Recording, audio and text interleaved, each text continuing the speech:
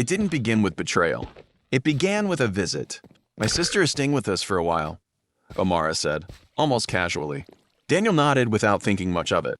He remembered Lila vaguely beautiful, confident, the opposite of Amara's quiet calm. Still, she was just family. When Lila arrived, the house felt different. Not louder, not chaotic, just alive in a way Daniel hadn't noticed was missing.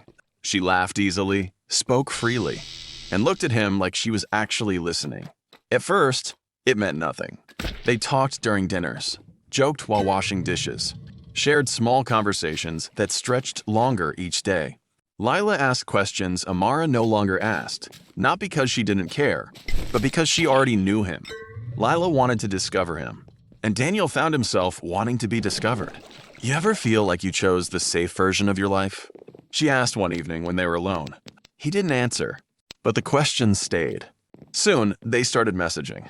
Harmless at first, then more frequent, then late at night. Daniel told himself it wasn't wrong, until he realized he was waiting for her texts. "You're different with me," she wrote once. He knew she was right.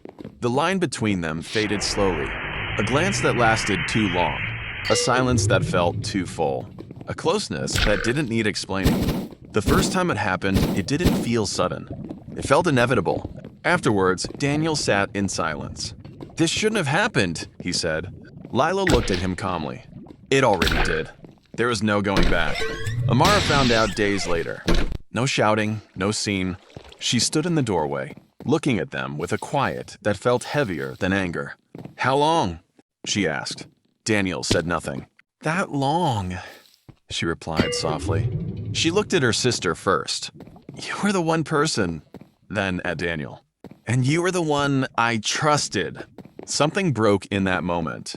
Daniel left soon after. Life with Lila felt exciting at first. Alive, intense.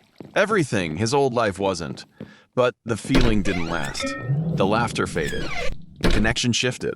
What once felt electric began to feel uncertain. And slowly, Daniel understood. What he had with Lila wasn't built on something real. It had grown from something broken. Months later, he saw Amara again. She looked whole. Not hurt. Not waiting. Free. She smiled politely, like a stranger. And as she walked away, Daniel realized the truth he had avoided. He hadn't left his wife for something better. He had lost something real for something temporary. And now, there was nothing left to return to.